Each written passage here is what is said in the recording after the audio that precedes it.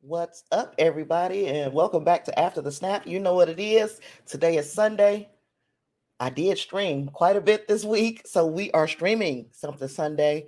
Um, and this week's topics are Obi Wan Kenobi, season 3, episode 3 of the Orville, season 3, season 1, episode 2 of Miss Marvel, and season 1, episode 7 of Star Trek Strange New Worlds.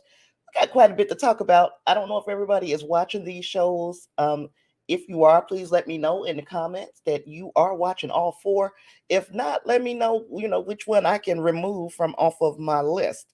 Um, to make Sundays not that crowded. I don't mind sitting here talking about all of them now. I'm just thinking about you guys. Like, are you guys going to be bored sitting through one of these shows if you're not watching it? So let me know down in the comments. Um, it's been a hot week here in Houston, like hotter than Hades in this thing. But we're still making it. We're here, still here. Um, I got to put some banners. When you show up, please do me the honor of saying hello in the chat. I would love to hear from you. Trying to wait to see if I'm going to get anyone, and if not, I'm just going to get things started.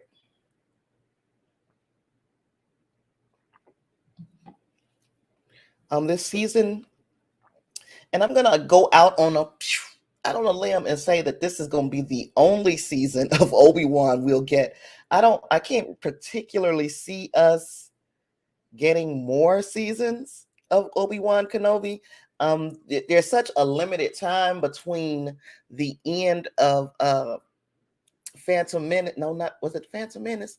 The end of Phantom Menace and the beginning of A New Hope. Such a short window. I know 10 years seems like a long time, but we've already gotten to maybe where we've already through 6 of them because the kids are pretty much 6 to 8 to 10 years old. They're older children now.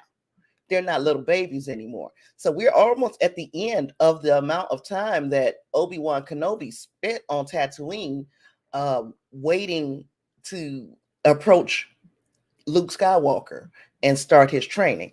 So we can't particularly get too many more seasons of that, but we do know that we are going to be getting Andor and Ahsoka, and there are so many Star Wars projects on the horizon that if you are a Star Wars fan, you will be fed. Now, right now, if you are a fan of all of these fandoms, if you can separate in your mind each one of these fandoms and enjoy each one of these series for what it is, then you're getting fed this week too.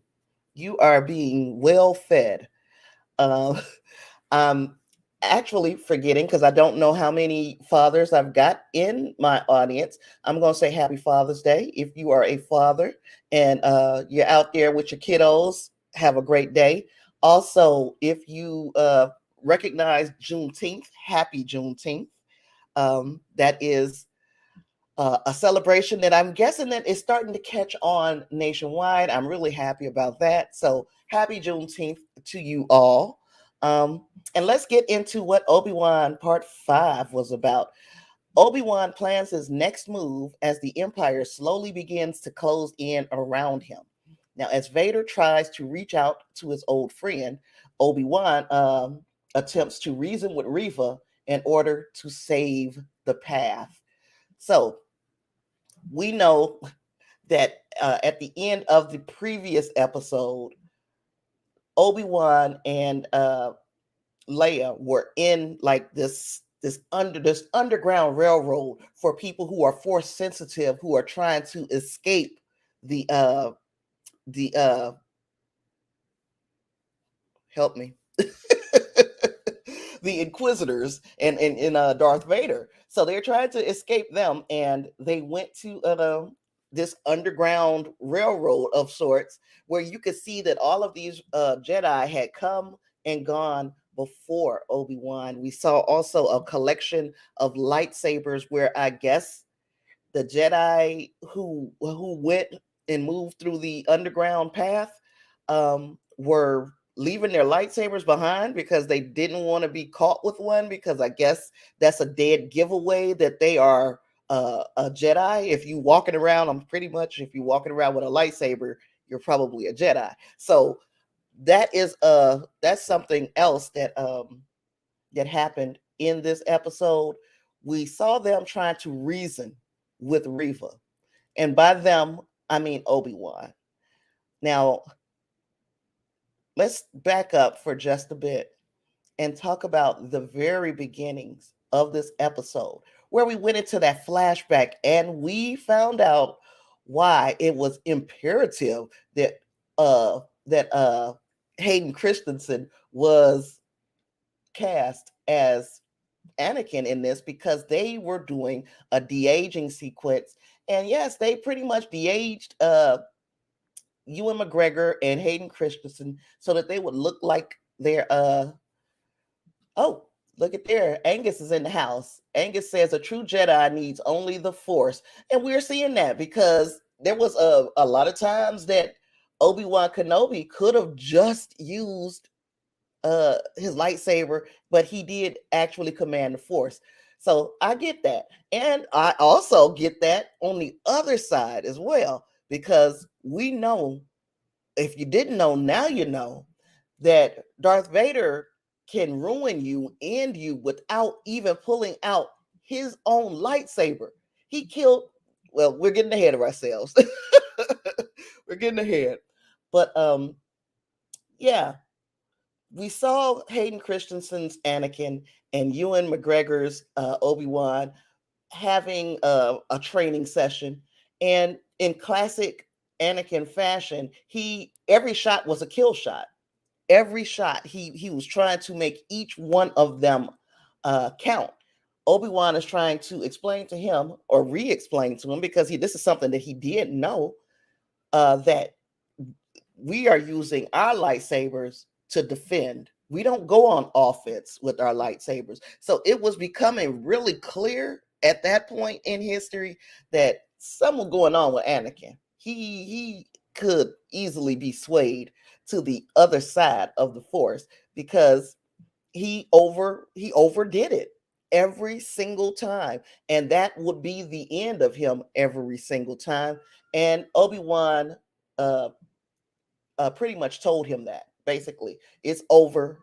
The fight is over because you are overdoing it. You're overstepping your bounds. But one thing about uh, Anakin is that we could say, I guess, that he learns his lessons from Obi-Wan, because towards the end of this episode, we saw him apply that lesson that he learned way back when and avoid the lightsaber attack of Reva.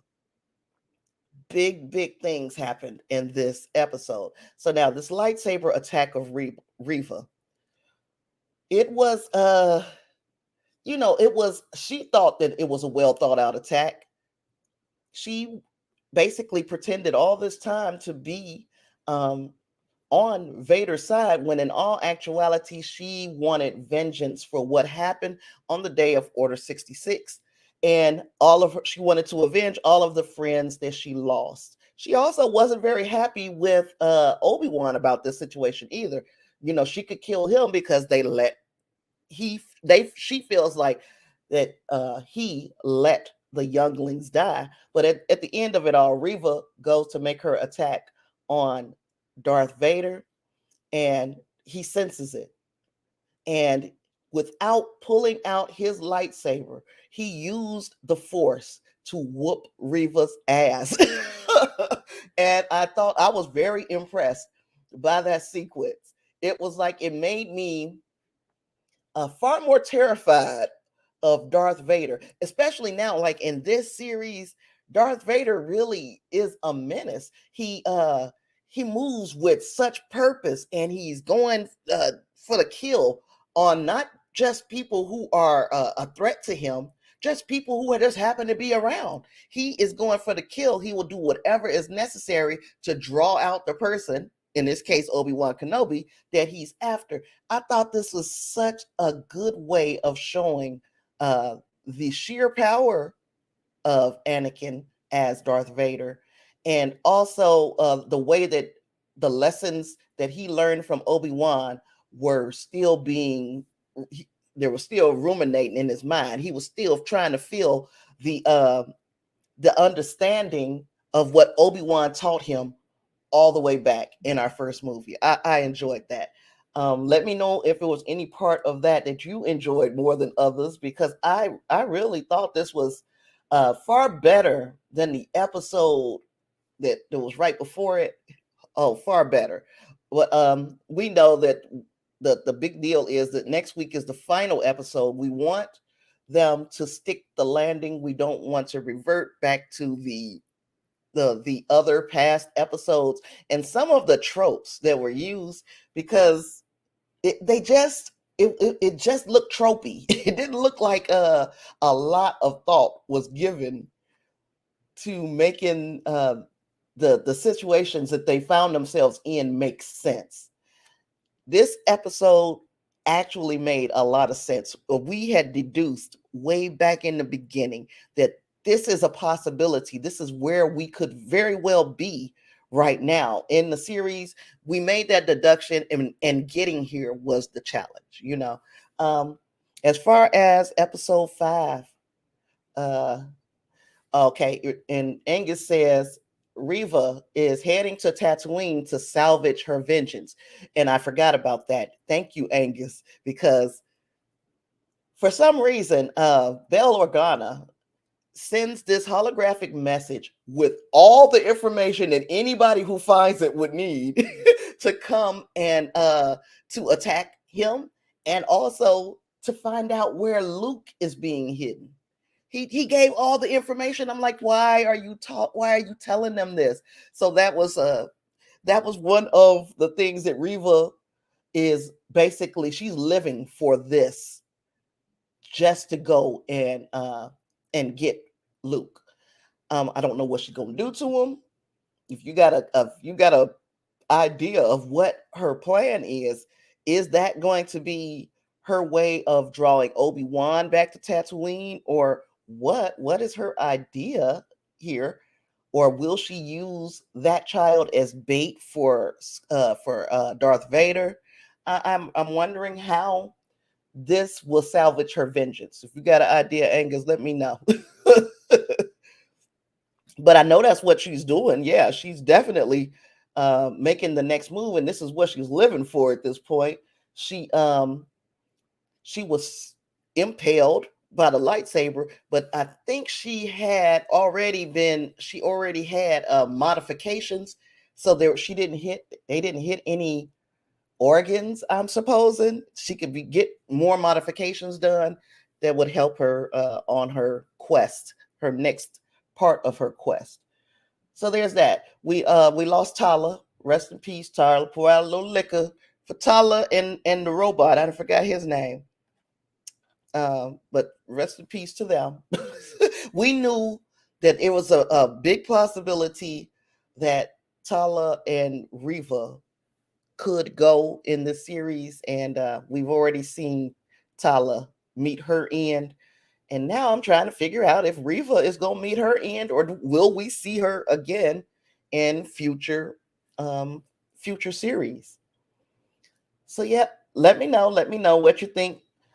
As far as this episode goes of Obi Wan Kenobi, I think it was pretty good. I would give it a 4 on a scale of 1 to 5, and 5 being the best, 1 being the worst. I would give this probably a 4, especially since we got to see Darth Vader go up against somebody who, Reva looked formidable herself in using the Force. He threw her around like a rag doll, and it was just, yes, I just love to see. And I'm guessing Hayden is in the suit. I don't know. Hayden is in the suit probably, but yeah, he tossed her around like a rag doll, stabbed her with her own lightsaber, and then walked away like she was nothing, because in his eyes she was. So I enjoyed that. I really enjoyed Obi Wan Kenobi. Um, If is anybody else watching the Orville? Because that's my next thing on my list here.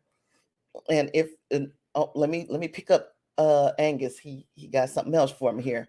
Vader being unstoppable and undeniable made it worthy of the four alone. Yes, because I mean, just the fact that he's moving with such quickness now.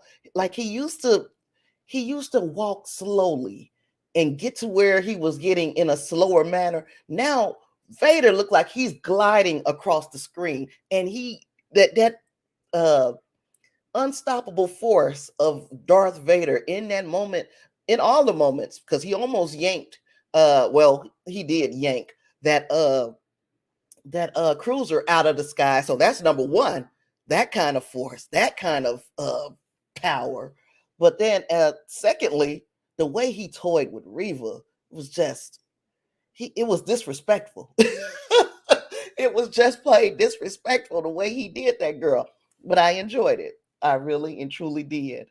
Um, so we will wrap that one up at the end of this week on June 22nd. I'm looking forward to seeing how that closes out. Um, Now we can move on, I guess, to the Orville. And if you're not watching the season 3 of the Orville, the first these first 3 episodes. Now I can understand that there is a like we don't all agree that the first episode of this season of the Orville was pretty good. There are a few people who are like they didn't like it. I liked it. It just it had a completely different tone. And so I'm not going to talk about season 3 episode 1. And if you're not watching it, I'm not going to go too far into season 3 episodes 2 and 3 either. But I'm going to read you the quick synopsis, because these 2 episodes are pretty much direct. I guess you could see the direct influence of Star Trek, The Next Generation, definitely on one of the episodes, and on the other episode, I see the influence of Star Trek Enterprise. So listen to this, and you tell me if you've heard this before. Okay, so episode 2 is called Shadow Realms. As the crew of the Orville undergoes diplomatic negotiations with the Krill to access a previously unknown region of space, Claire reunites with her ex-husband, Vice Admiral Paul Christie, who happens to be her former mentor and the chief diplomat assigned to their mission. Meanwhile, despite warnings from the Krill, the crew seemingly the crew undertake an exploration mission in the uncharted Kalar expanse that is supposedly inhabited by demons. Does that sound familiar to anybody? During their exploration, the Orville encounters a giant, seemingly abandoned space station. Now, Paul is infected by spores, which causes him to mutate into an alien creature that infects several of the other crew by altering their DNA. Claire and the crew manage to force the former Paul and the other mutated crew to leave by threatening to release a synthetic virus.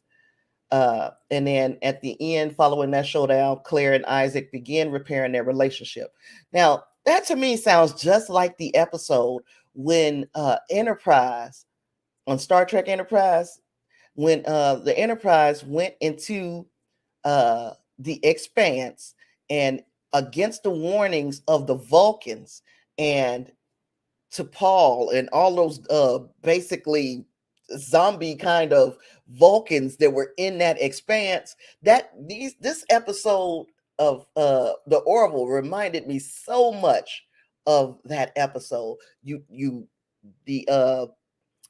The species that knows the expanse better than you tell you don't go in. They say, oh, you guys are just a religious fanatics, we're going in anyway. And then they go in there and they really meet what the species is afraid of, which is being turned into these spider type beings and you disappear because your DNA has been overwritten.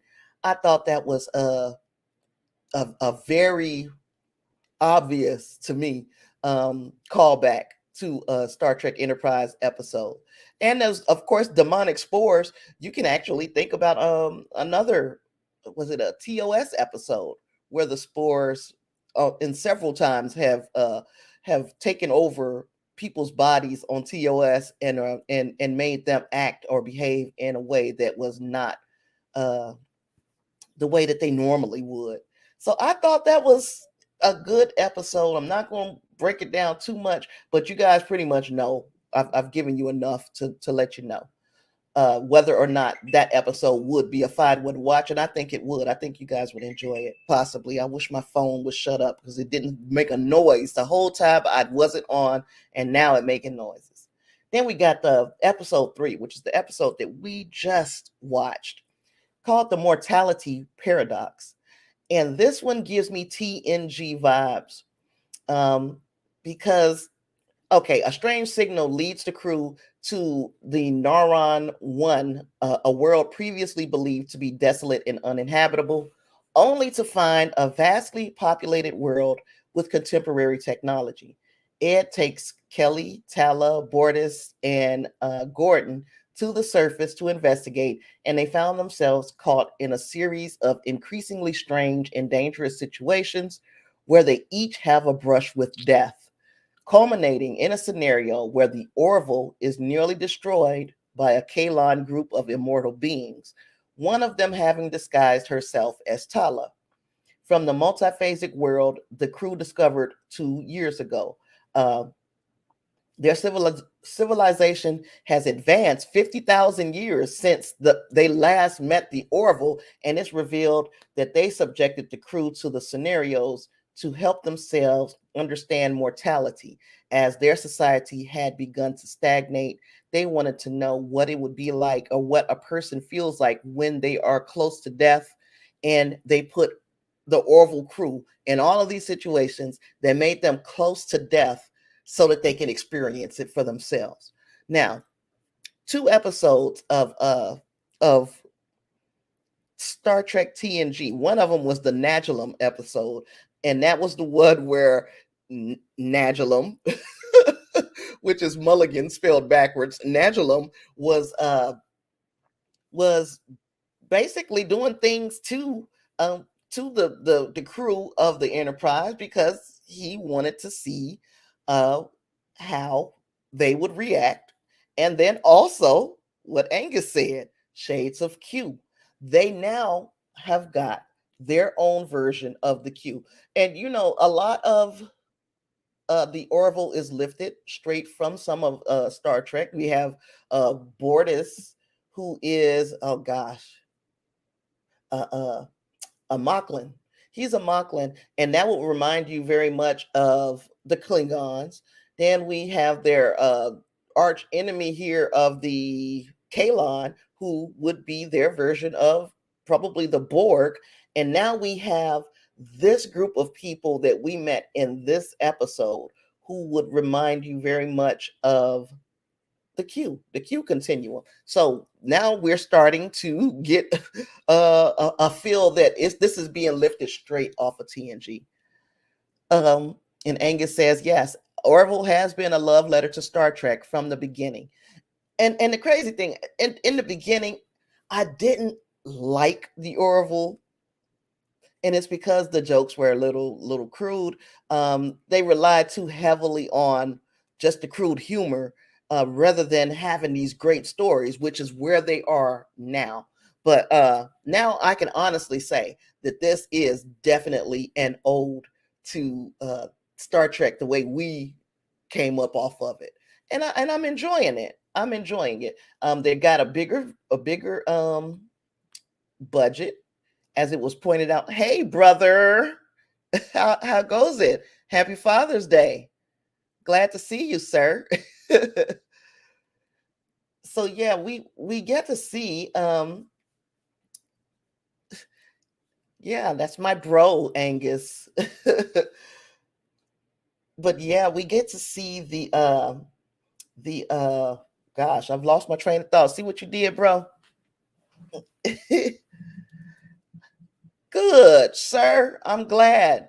I'm hoping that them kids and the wife are spoiling you, sir, for Father's Day, because you deserve it. Hope they give you a hug from me. But yeah, this season has been very good so far. I'm enjoying the Orville, and if I had to give this one a 1 to 5, which that's what we're here for, right? If I had to give it a 1 to 5, this episode would probably be I'll give it a 4 as well. And the reason why is these stories are starting to get a whole lot tighter. Again, as I was saying, they've got a bigger budget. We're seeing where that budget is going. Um, some of it is still looking just a little cheesy, but that's okay. It's okay. Yes, sir. We got to catch up. Um, you know how to catch up with me, though. Yeah, catch up with me. Oh gosh. But yeah. So the crew of the Orville this season, with the exception of that one girl, the Burke, I can't remember her first name. I really cannot stand her. Now they can write her out of this season. I would not care. I don't even know why we needed her, but here she is. Yeah, here she is, and I don't like her one bit. But everybody else is it's been a joy to watch them go through what they're going through on the Orville.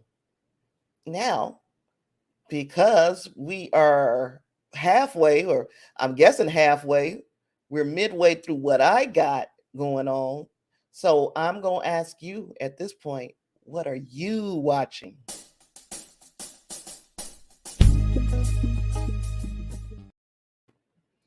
So tell me, what are you watching? What should I get into in future weeks? Tell you, I did a rewatch of Daredevil. Really, it's not a complete rewatch because I stopped watching Daredevil for some reason back in the day, and I didn't pick it back up. So the other day, I decided I'm just going to start it all over again, and I don't know why I put that series down. I truly enjoyed Daredevil. So if you have not watched Daredevil, the one that was on Netflix and now has moved to Disney Plus, check it out. I'm pretty sure I'm the only person who didn't finish in the first time around. Angus has finished Love, Death, and Robots, and he says he has no regrets. So I might have to check that one out too. I think I said that last time though. I'm gonna check it out. Um, what else am I watching? I started The Handmaid's Tale. I didn't know that was going to be as good as it is, and now I'm hooked on that. What else? I've been watching The Boys. That's wild. I mean, it's what we've come to expect from The Boys. You know, The Boys have from the very beginning pushed the envelope as far as they possibly could. So many tropes, superhero type tropes, have been addressed in The Boys over the first 2 seasons. I knew it wasn't going to be any different this season. They're hitting the same notes. They are coming they are coming through. You said Jamie is everything. Jamie, make me remember. Make me remember, Angus. Who's Jamie? Jamie.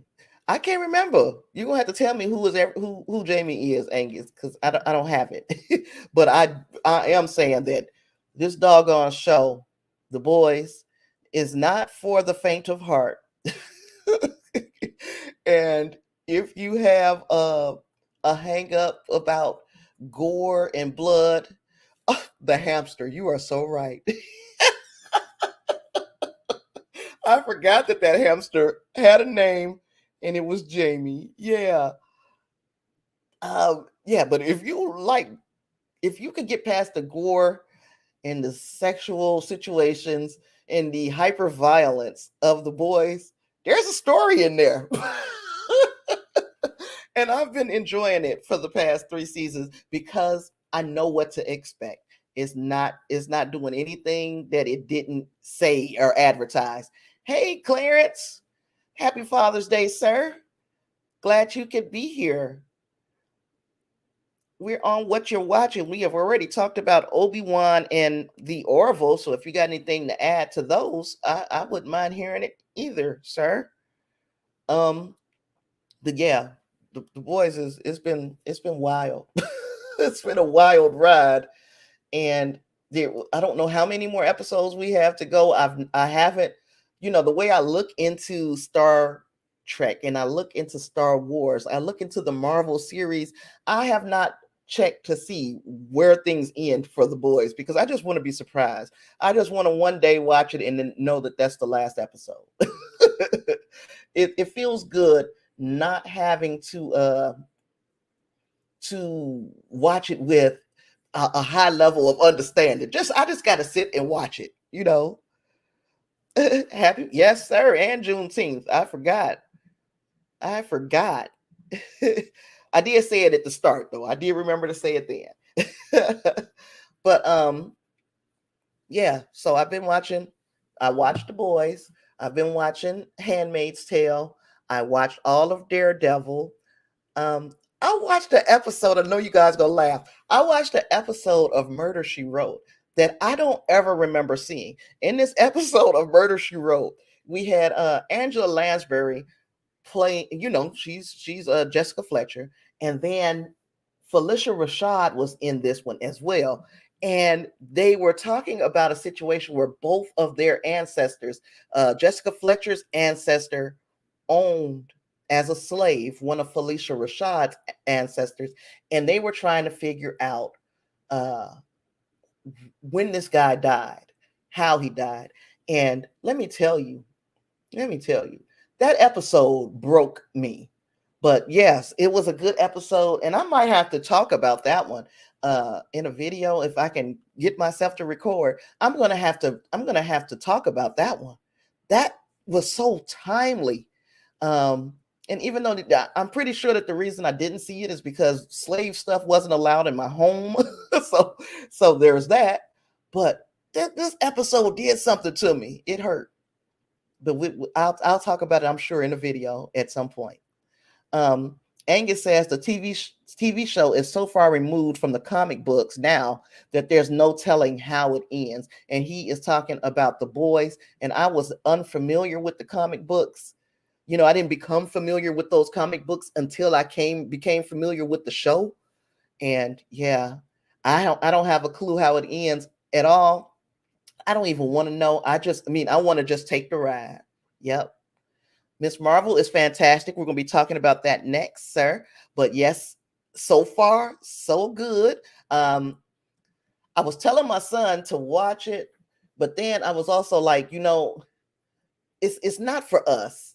Obviously, it's the demographic that they're targeting is a younger demographic, but the show is done so well that we will also get something out of it. And by being an MCU fan and knowing that Ms. Marvel will be in the movie The Marvels is coming out next year, you want to get all the backstory that you can about this character. Another thing that I watched the other day was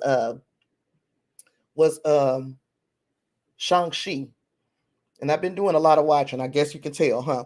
But I watched Shang-Chi, and it reminded me um the rings reminded me of the bracelet that Miss Marvel has found herself with. So yeah. Now Daryl is saying true. I don't know what you truing, bro. You said we respect Marvel. I got it. Yes, Marvel is right now is holding up the movie industry, it seems. It's kind of has the movie industry on its back. And Clarence says, yep, it skews younger, but it's really well done. Yes. Now you talk about the feel, the vibe that I got with Spider-Man Into the Spider-Verse. When I got, yeah, Daryl, we trust their productions. I agree. Um, when I watched Spider-Man Into the Spider-Verse, and that's a Sony one, but and that whole comic book come to life feel that cartoon, that feature length cartoon gave us, that is the feel that I'm getting from Miss Marvel. You're getting the exact same except now look, Eternals, when you take Eternals, brother, when you take it for what it is, which is just a love story on so many different levels of a love story, I can say this: the Marvel audience might not have been ready for something that is definitely it leaned more into the feelings instead of action. The fandom as a whole might not have been ready for it. I don't know if years after years have gone by that people will go back to that movie and say, you know what, it wasn't as bad as we said it was, but it was the least liked, it seems, of the oh, Daryl. And well, Clarence, I'm glad you loved Eternals too. I enjoyed it. It was not that bad. It was just not what people expected. And hopefully that when they revisit these characters, that they do it in a way that kind of it fitting with the rest of the MCU. Uh, Now, Clarence said Hawkeye was his most recent meh, and I think I can agree with that. Everything else, it seems like I've liked. Um, yeah, Hawkeye is probably the lowest of all of the MCU shows, definitely. But yeah, if I had to do a hierarchy as far as the MCU, it would be down there. It wouldn't be towards the top. It may be in the middle somewhere. I didn't hate it. I did like that we got introduced to Kate Bishop. We got reintroduced to Yelena Belova. Uh, we got a sneak peek of what Kingpin will look like in the MCU. But what I didn't like is that the ending felt rushed. Angus says that describes Jack Kirby in a nutshell. Not what people expected, but not the worst. Yeah, I appreciated the Eternals for what it was. You said, Daryl, you saying that Hawkeye was okay? I liked it. I liked it. It wasn't terrible, and none of the shows have been terrible so far. Yeah, Hawkeye. Excuse me. But Miss Marvel, so far, I am truly enjoying what they're doing with this character and with the story. Now there are some people, we gonna always get the purists, the people who are it has to be just like it was in the comic books, and this isn't. Apparently, Marvel has taken the MCU Marvel has taken some liberties with her powers and the source of her powers. Um, I don't have a problem with that. This is a character who came along well after I was grown. I wasn't reading comic books, but at the same time, I don't have a problem when they make small tweaks to any of the characters because it changes them so just enough to where they are not identical to the comic book character. Because if you want the comic book character, read the damn comic books. I think we're going to get more of Moon Knight, Daryl. I think we're going to see Midnight Suns, and with that, I mean Blade, because we're getting introduced to him, Moon Knight, and I forgot who else would be in that group, but I'm feeling like that is where they're going. I don't think that they would do a series with Oscar Isaac being like a big name actor and just drop it after one and done. I think he will show up in other MCU properties. I'm looking forward to it because number one, again, we're going into and it kind of fits with where what we're talking about, because we're going into like the cosmic side and like the supernatural side of things in the MCU. It looks like uh Ghost Rider, right, Daryl? Ghost Rider. So it looks like we're heading in that direction. That we're going to get Midnight Suns. We're leaning heavily into supernatural type things, and then cosmic type things. And I think that Miss Marvel is probably going to marry both of those things together, because it's looking like we're getting the cosmic side of things. It looks like her powers appear to be kind of cosmic. They And then we're getting the supernatural side of things, where when we saw her first get that bracelet, and then the world kind of turned upside down, and she was in a different realm with all of those dark beings around her, and then she came back into the regular reality. I think that is pointing us towards the supernatural side of things. I also think that we're going to see more supernatural stuff, of course, in Thor: Love and Thunder, in Black Panther: Wakanda Forever. We're getting supernatural and cosmic, and I'm here for it. So I'm hoping that I'm right, and I'm hoping that we get more Moon Knight, and I'm hoping we see Ghost Rider show up, that we see Blade show up. We know Blade is coming. We know Blade is coming. So yeah. Now, episode 2 of Ms. Marvel, it says Kamala and Bruno attempt to figure out the source of Kamala's newfound powers, and however, Kamala's training is put on hold after she starts having visions of a mysterious woman, and Cameron, a new boy. Uh, Gosh, I lost myself. Wait a minute. Wait a minute.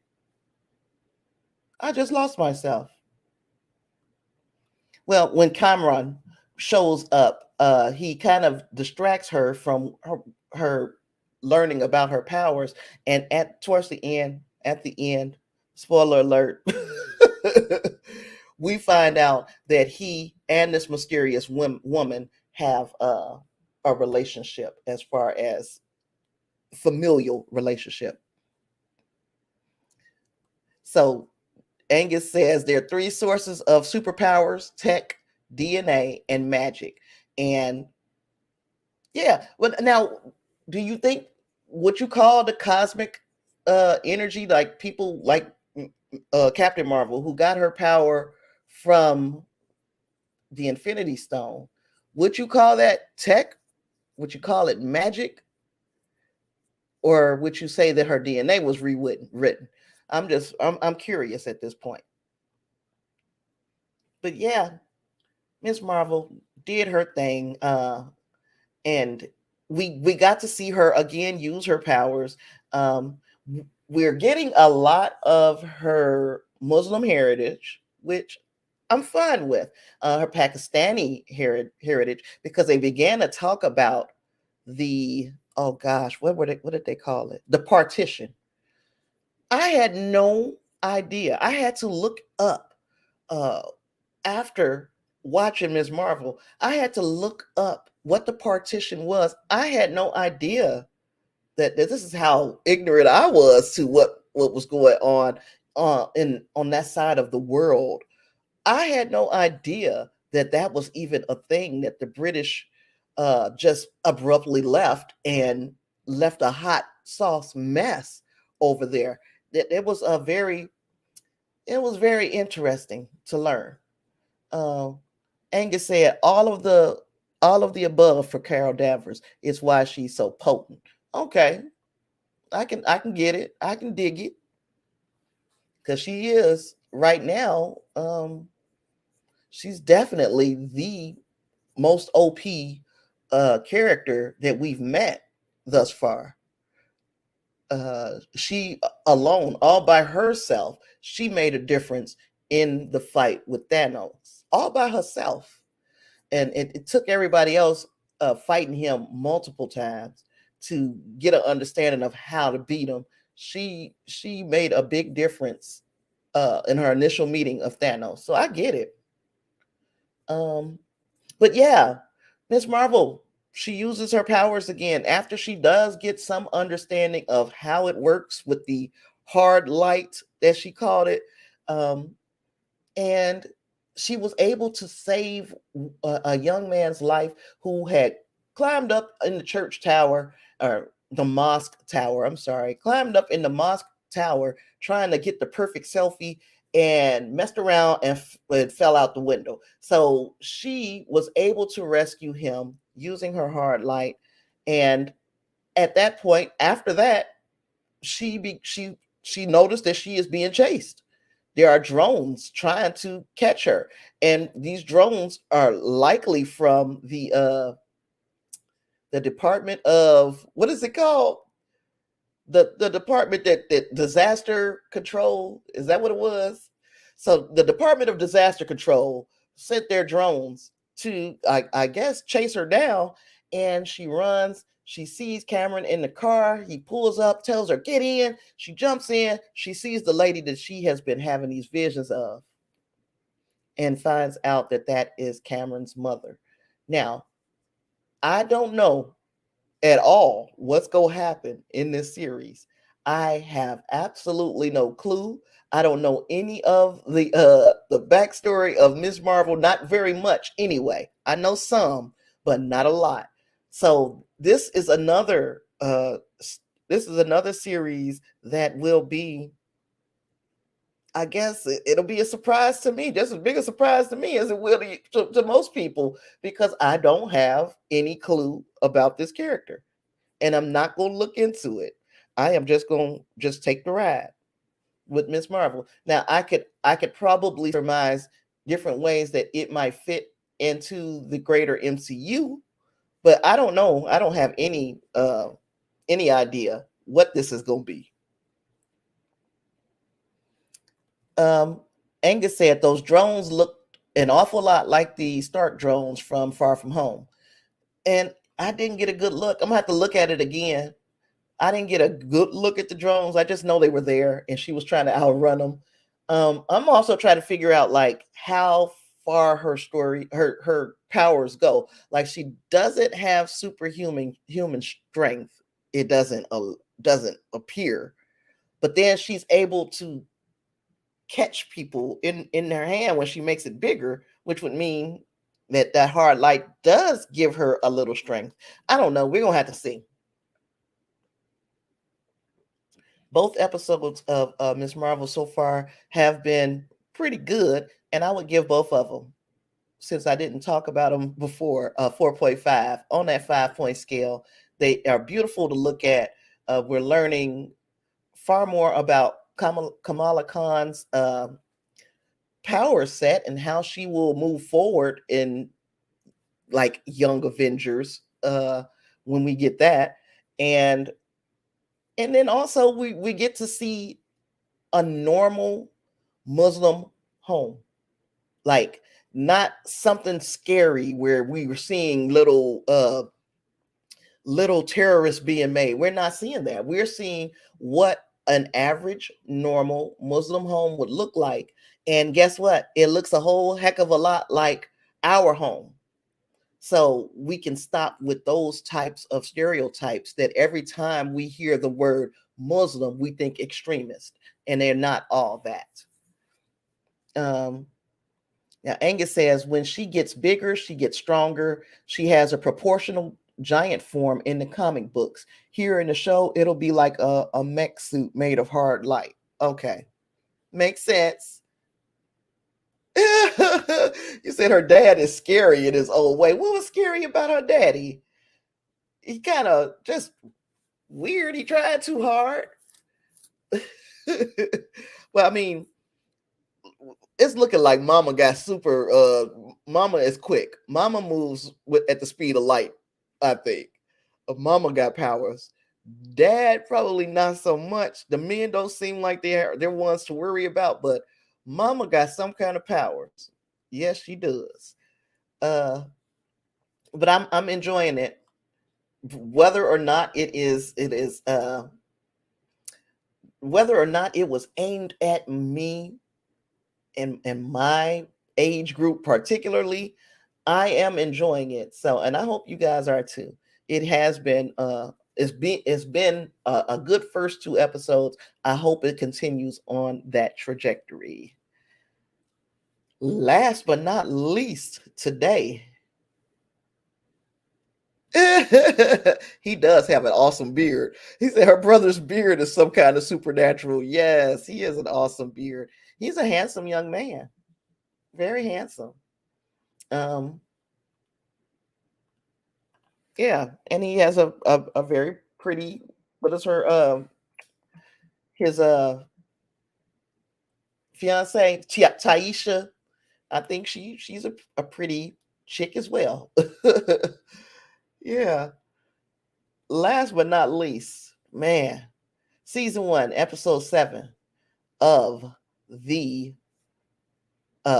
Star Trek Strange New Worlds. Gosh, where did my mind go? Um, while on a dangerous humanitarian mission, the crew of the USS Enterprise stumbles into a harrowing game of leverage with the quadrant's deadliest space pirate. Um, so we met obviously a space pirate, and I can't remember her name. So if you remember it before I come up with it, because I gotta look. If you remember it before I come up with it, let me know, because I can't remember that lady's name, or that wasn't even a her. That was a them. Yeah. Um,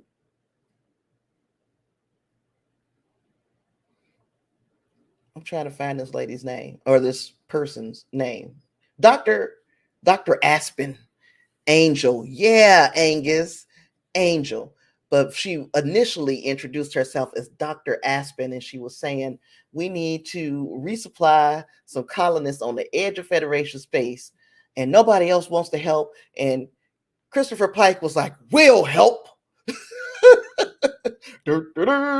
um, Dr. Aspen warns them of some space pirates and the Serene Squall. That's the ship that the space pirates are using to terrorize that part of the Federation space.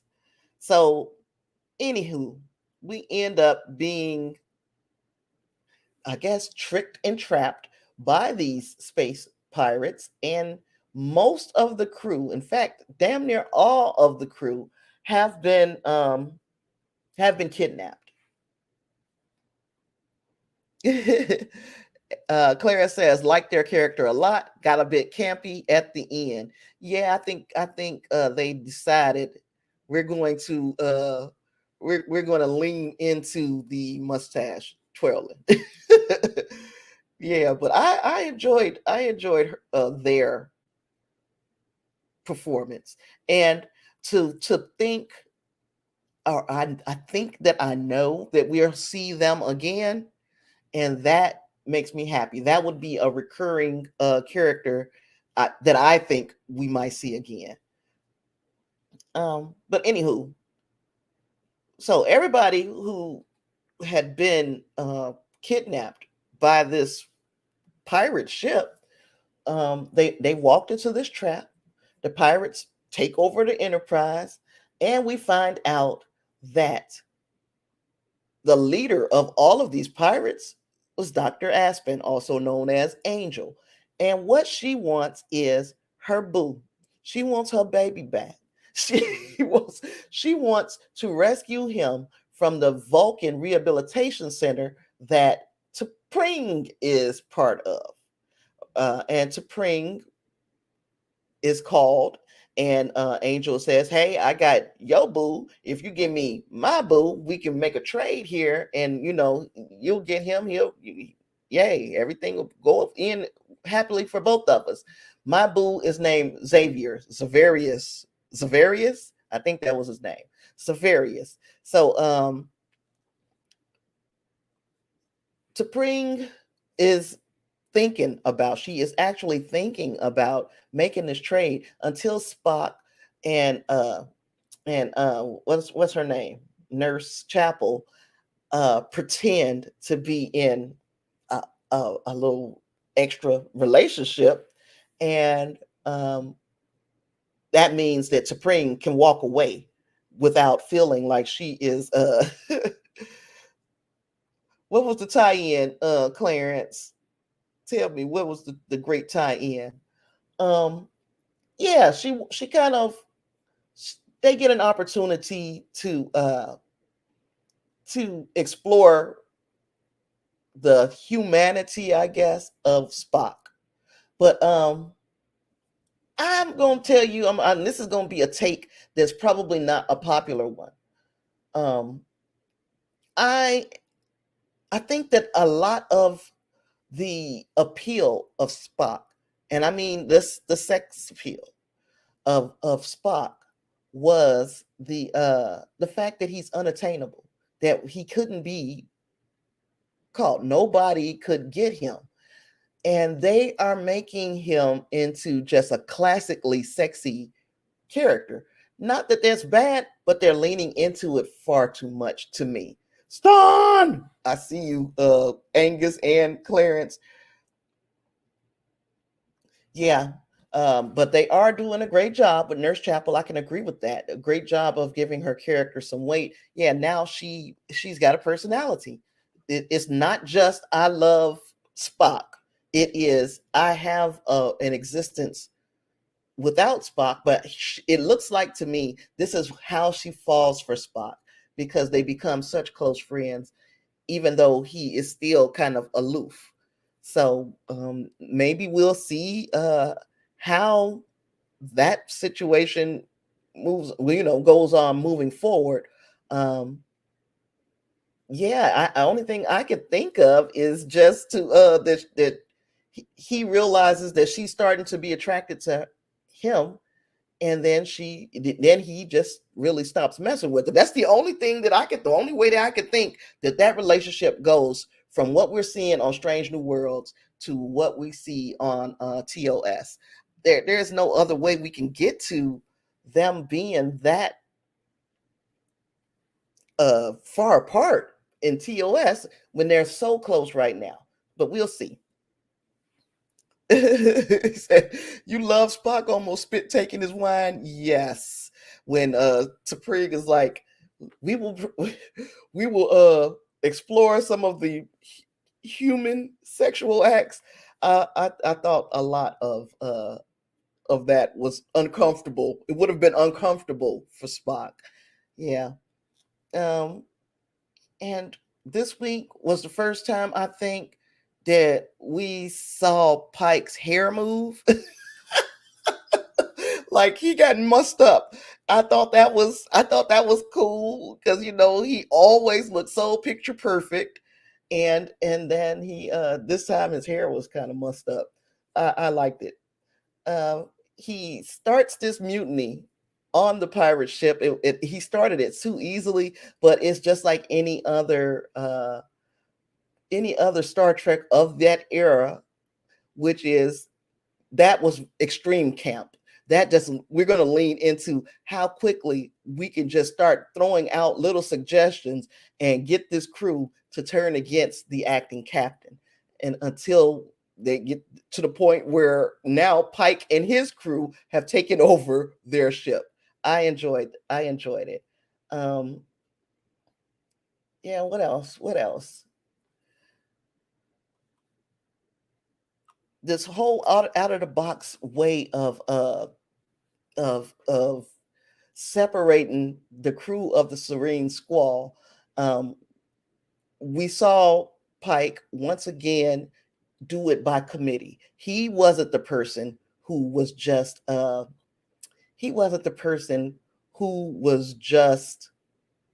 throwing out ideas. Everybody, he was open for all of them, and open for all of them to have an idea of how to throw out these things for the crew of the Serene Squall. I thought that was done well. Um, what else? What else? Oh, and then um, Angus saying the reveal at the end.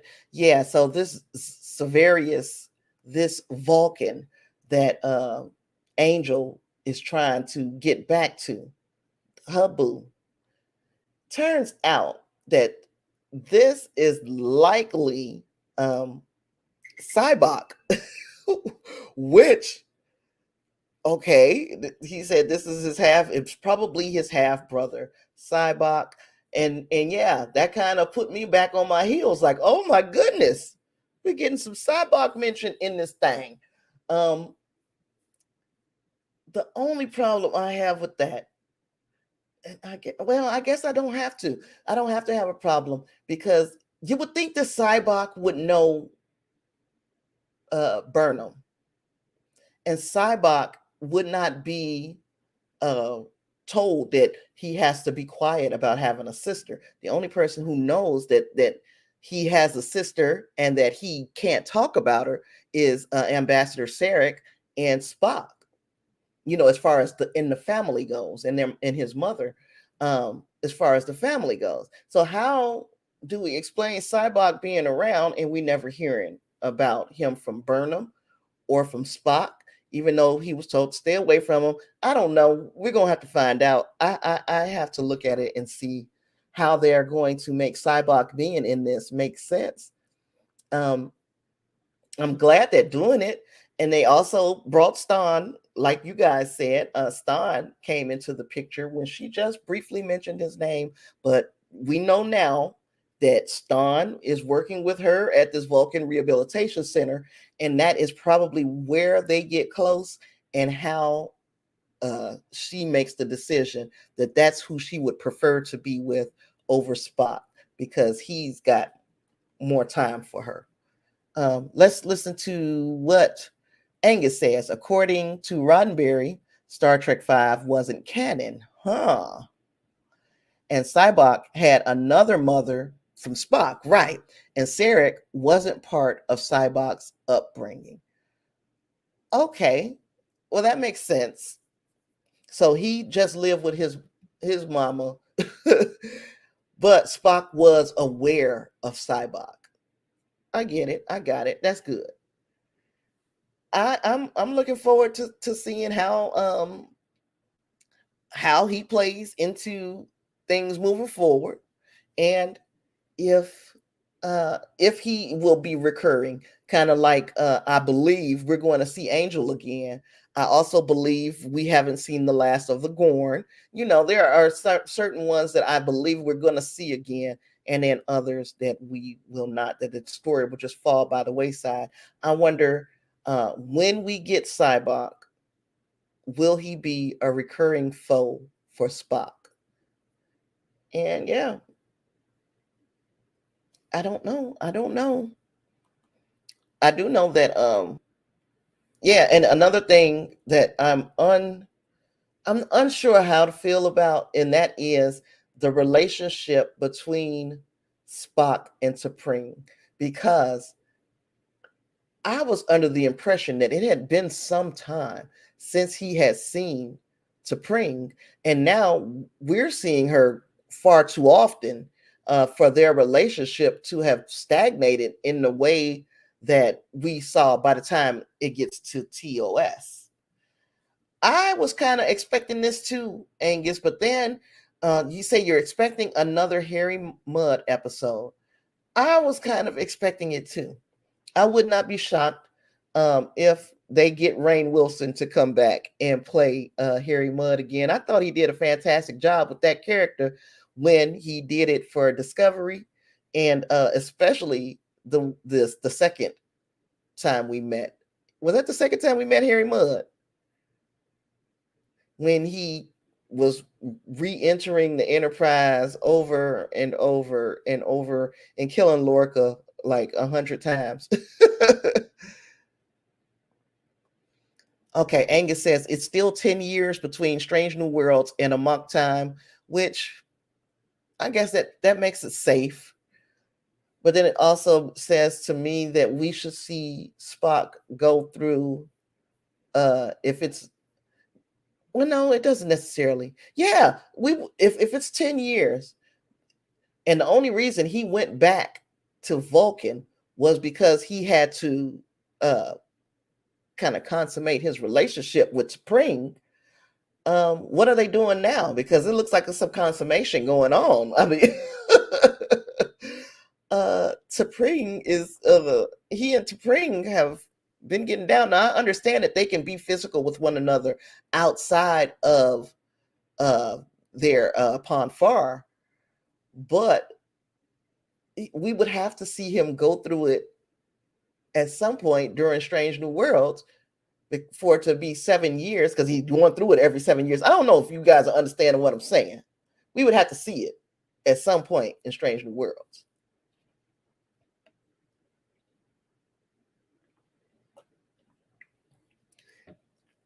And I don't know how we explain that away. So yeah, their relationship is kind of weird to me, but I'm still liking it. I'm still enjoying it. This one, again, because of my little hangups, and they are very short, small hangups, I would give this a 4.5 out of 5 on my 1 to 5 scale, because it's just I have those hangups. I got what we how are we gonna get Cybok in this thing, and okay, how are we explaining away the fact that, yeah, we did get to see that, but I'm wondering why we didn't get to see Una. Now, because Una is supposed to be that strong as well, right? As an Illyrian, and we saw the way she manhandled La'an, and we also saw how easily she picked up and walked around with Hammer. So why couldn't she and La'an take these pirates? Because shoot, it seems to me like they have superhuman strength all over the bridge. I also like the way that they had those phasers. They were ready on that bridge. They didn't have to go anywhere to get weapons. The weapons were there already. I liked that aspect of it as well. Um, yeah, so there's a lot. There was a lot to like. There was a lot to. Oh, thank you. Oh, I appreciate that, Angus. Thank you for. You don't know how much that helps me. I appreciate it. And so yeah. Um, what was I saying before? I got a super chat and it just got me so happy. So yeah, I'm trying to figure out how we're going to move on with the T'Pring and Spock relationship. The deterioration of the Spock and Nurse Chapel friendship, because by the time we get to TOS, they are kind of far apart. Yeah, there's a lot that this has to give us, but 4.5 to me seems like a good place to be with Star Trek Strange New Worlds, and no episode has been below a 4.5 for me. I have enjoyed all of the episodes thus far. um I'm so sad that we're getting to the end. I'm really sad that it's going to be we only got 3 more episodes and it'll be over. Yeah, my heart is broken. But and then we've got just 1 more episode of Obi-Wan, but at least we still have a full slate of the Orville and Miss Marvel to keep us going for a while. uh Angus says eventually T'Pring won't be in the show anymore, and that will make me sad because the actress is fantastic, and I always forget her name. So let me look her up to see what her real name is. Arlene Martell. Is that the old one? Oh yeah, that's the old T'Pring. Gia Sandhu. That's this T'Pring. And I'm gonna have to remember her name. I'm gonna have to write it someplace. Gia Sandhu. I should remember that. But yeah, she's a very beautiful woman, very talented, because I really liked the episode when they did the body swap episode and she was being Spock. I feel like she understood the character, and she understood the way that Ethan Peck plays him, and vice versa. I think Ethan Peck understood the way that Gia Sandhu plays T'Pring. They definitely have each other's pulse. They know how to play each other. Also, I was making a big deal about the star dates, but I guess I'm finding out that that was a trope that was going on for years. That the star dates in these episodes of TOS and now Strange New Worlds just don't make sense. That it just doesn't make sense. So I didn't. That was a trope. I didn't know that at first, but now I do. Angus says they need to bring her back as other races. She'd make a fun Klingon. It's a Star Trek tradition. He said, I miss Tamalak. I don't even remember who Tamalak was. I'm gonna have to look that up too. But yeah, I would like to see her come back as some other character. Once you're in the Star Trek family, you are in the Star Trek family. Such as the what is his name, Jeffrey Combs, and yeah, let me see, Tamalak's Missouri-born actor Andreas Katsoulas is best known to Star Trek fans for playing the recurring character of Romulan Commander Tamalak on Star Trek The Next Generation. Okay. He also played Vissian Captain Drennick in the Star Trek Enterprise second season episode Co-Genitor. Ain't that something? Yeah. He said the OG Sarek is a Romulan in The Next Generation. Yeah. So now that to me is was, now that I know who he was, yes. Yes. But what else? What else? We got anything else, guys? I don't know if Clarence is still with us. Somebody's still with us, so hey there. um I'm trying to figure, what do I got next? I'm gonna try to be I'm gonna try to be consistent and be here Wednesday to talk about some of our some more entertainment news. I don't know if anybody else is following this crap, because every time you turn around, Ezra Miller is right back in the news. And uh, yep, one more episode, Angus. Yeah, and gosh, I hope they stick the landing. I really and truly do. Um, what was I going to say? Oh, that Ezra Miller. Now there's another family of another young person who has taken out a restraining order against Ezra Miller, uh, in a situation where saying that basically that Ezra Miller was inappropriate with their child, and that also Ezra Miller, uh, it seems that they are trying to uh, groom this child as well. I just I feel like DC just can't win for losing. It's just like, how how I don't know how many episodes of The Boys it is either, Angus, because I don't want to know. I'm on the ride. I'm not trying to I'm not trying to cover it in any substantial way. I'm on the ride.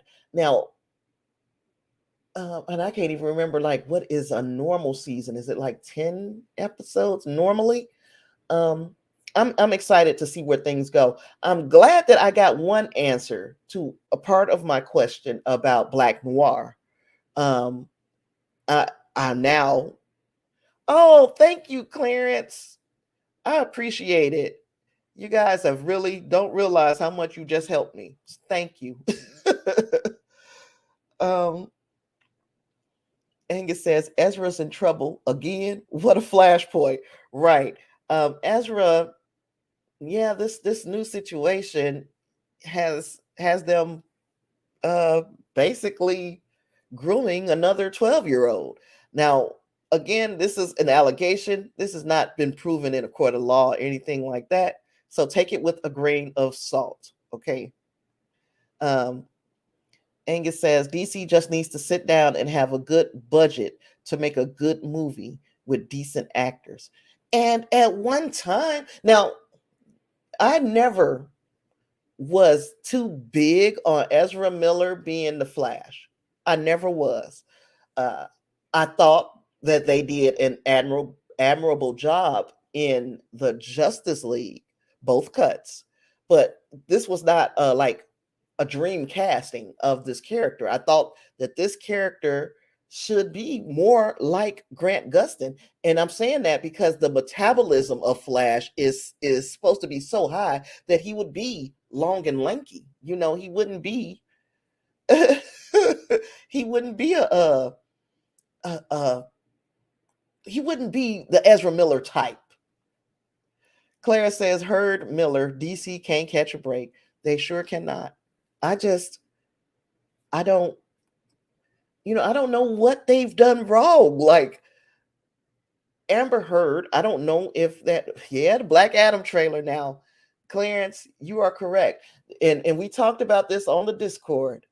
Black Adam um, might be the avenue that makes things up, as far as how much they're going to lose with Amber Heard being in Aquaman 2 and with Ezra Miller being in The Flash. You're going to lose a little bit there because some people are still going to walk away from that because they don't want to be supportive of those two actors.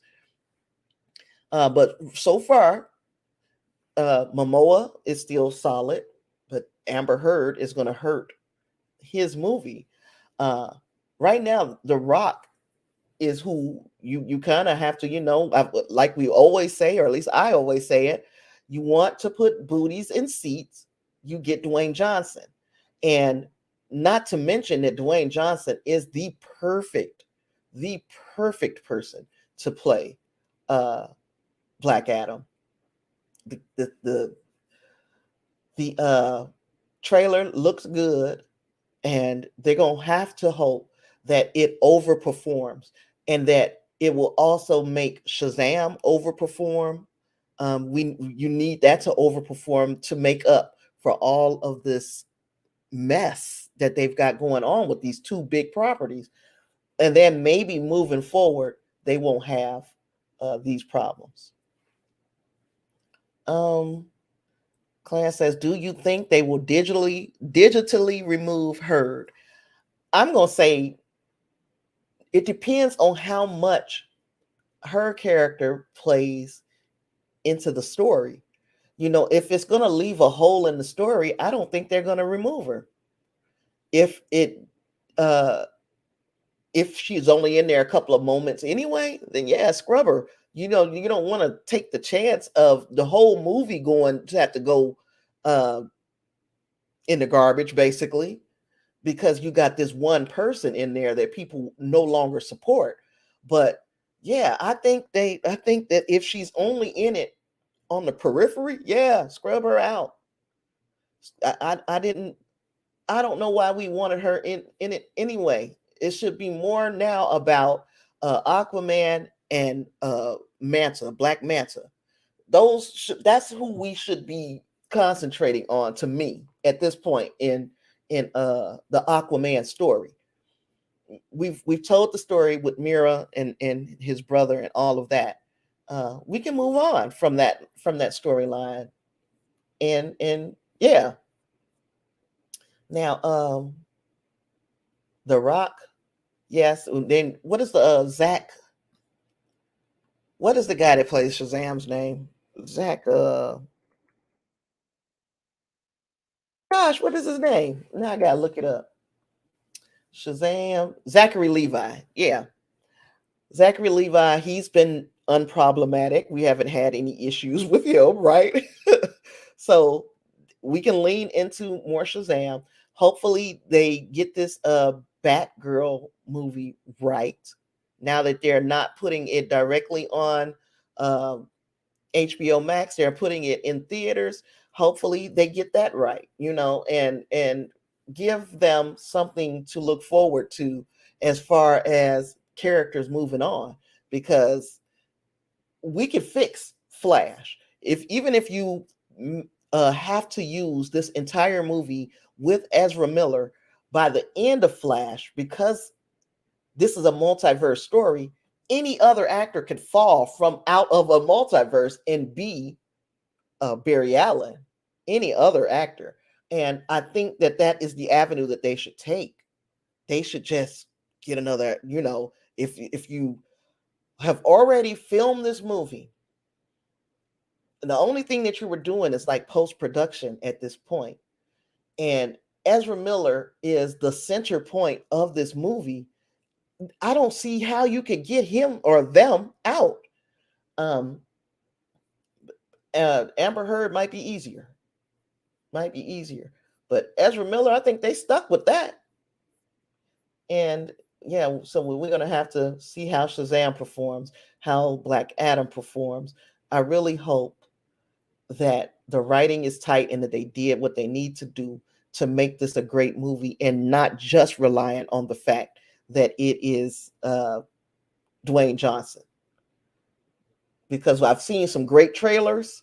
There were a couple of those Mobius trailers. No, not Mobius, Morbius. The couple of the Morbius trailers was fantastic to me. Looked really good. And then it's like, are you effing kidding me? I didn't see the movie, but I've heard so much about how terrible it was. I'm just waiting for it to come on some streaming service, probably Netflix. Batgirl is a big effing deal for older geek girls. All my geekly friends my age look to her as an icon. They best stick that landing. I really hope so, especially now that it is going to the big screen. I really hope that they stick that landing. And yeah, I like Batgirl. I don't, she was never my favorite. I'm not about to go out on that on that limb. But yeah, I can understand how that would be a big deal. And that they need to get it right. And I hope they do. I really do. They're introducing Supergirl in the Flash movie. And I am interested in seeing how they move forward after that with that character. But you got Superman, you got the big blue Boy Scout. Use the big blue Boy Scout. Claire said there's a new DC series on HBO Max starring a black lead. What show? I don't have HBO Max. I had to let it go for a little bit. But if it's a reason to go back to it, I'm gonna go back to it. So what character is it? Um, I'm gonna see. And I also know that they're going to do another. They're going to do another. If it's Static Shock, I'm in. Like Flynn. If it is Static Shock, I'm in like Flynn.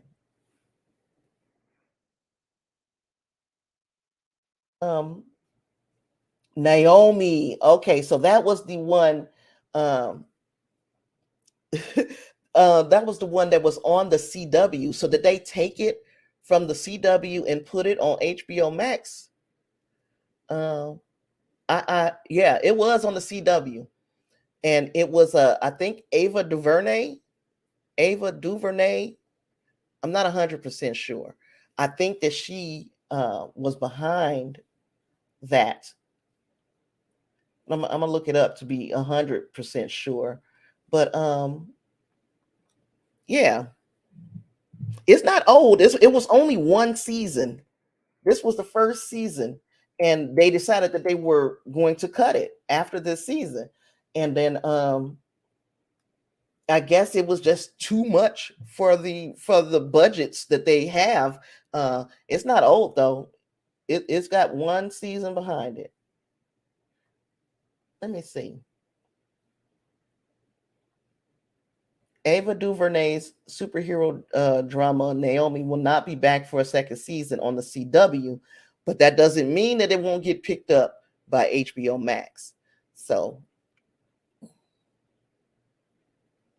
Okay. Black Lightning, he said Black Lightning gave me good vibes with intergenerational superheroing.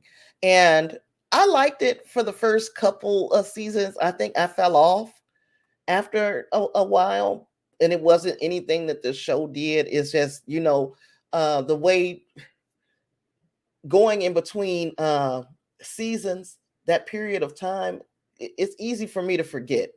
And I just, it got lost in the wayside. My little niece was telling me I need to start watching it again, and then it got cut off. It got canceled. But yeah, I liked it. Yeah, so that was a Ava DuVernay superhero drama. So and thus far, we don't know for certain that they will continue it on HBO Max. It hasn't been picked up, but I would like to see that thing continue to go on. Yeah, but yeah, I was getting excited. I thought it was going to be Static Shock. I am really waiting, like with bated breath, for a live action Static Shock. They got all of these characters, and I say this every time we get to talking about DC. They got a library of characters, this roster of characters, and I'm like, just use some of the more obscure ones, like Peacemaker, and build a fandom on that. Yeah, Clarence said same reason I'm not going back to Westworld. Too long between seasons. Yep. And I just forget. I will literally forget. Like the Orville. I told you guys, I didn't even remember that I watched season 2 of the Orville because it's been that long. And I know that there were other things at play, but it's been a while since season 2, between season 2 and season 3. Me too, Angus. Angus says I got introduced to Static by the cartoon, and it was good. I loved that cartoon. Absolutely loved it. Uh, yeah, Clarence said me too. He loved the cartoon as well. Man, I really liked it too. I would like to see that done live action. I think that it has the potential to be their, and I'm by their DC or WB's Black Panther. They actually have an opportunity to corner the market in the young Black superhero. I think they should do it. And it was, let me try to think. Was it anybody else? Uh, Black Static Shock. They're talking about Blue Beetle, and that will help with the Hispanic representation. Uh, they've got so many heroes on their roster. They could use anyone. I love Witch man. It is not a sponsor, 100%. I wish it was. They could just send me sandwiches. That I wouldn't even have to take money. Just send me sandwiches. That surf and turf. Oh my gosh. Yeah. Oh gosh, I really, really love Witch. So it might be greater than Firehouse to me, because the tiers of sub sandwich is like, at the bottom I have to put Subway. That's like, or okay, the grocery store ones, those will be at the bottom. Then right above that is Subway. And as we move up, we get to the top. Towards the top, you got Witch, Quiznos, Firehouse. Oh my goodness. That's just making me hungry. Not a sponsor. But yeah, I'm looking forward. I feel so sorry for him because it just when it gets to the point where it looks like they got it, they got some momentum, then something stupid happens. Uh, Angus says some of the DC characters are in the public domain now. Not any good ones, but it's fun to read up on them. Speaking of something being in the public domain, besides, okay, Clarence loves Firehouse as well. Yes, it's up there. It's up there. But did y'all see that Winnie the Pooh is in the public domain now, and somebody is making a Winnie the Pooh horror movie? And I initially thought that it was a joke that somebody was playing, but they are dead damn serious that they are they're making a horror Winnie the Pooh and Piglet. And I'm trying to see who was behind it. Let me look it up because Winnie the Pooh, has gone into the public domain, and it is they can't put him in the same outfit that he was wearing originally, but they're making Blood and Honey. That is the name of this freaking movie. Let me share because it's so stupid. It's just I can't believe that they're doing this. Um Blood and Honey, the violent horror movie featuring Winnie the Pooh. The beloved bear will hit the big screen again, but it won't be family friendly. This time he'll appear in a horror movie on a murderous rampage. And this is a promotional still for Blood and Honey. It's from Jagged Edge Productions. Uh, and yeah, it entered the public domain on January 1st, and they have already decided that they are going to make uh, Winnie the Pooh uh, a psychopathic killer, I guess. And Piglet, Piglet and Pooh are going to be on a murderous rampage. I I couldn't make this stuff up if I tried, man. Who would think of some shit like that? Who would do that? Yep, I don't know, man. I do not know. But yeah, Angus says, "Oh yeah, public domain Pooh." So yeah, I don't know. That just when you said public domain, it kind of reminded me because I know I haven't talked about this with you guys. It's just how really a scary Winnie the Pooh, and some parents are not going to pay attention to the fact they're just going to pay attention to the fact that it's Winnie the Pooh, and they're going to take their little kid to see that horrible movie.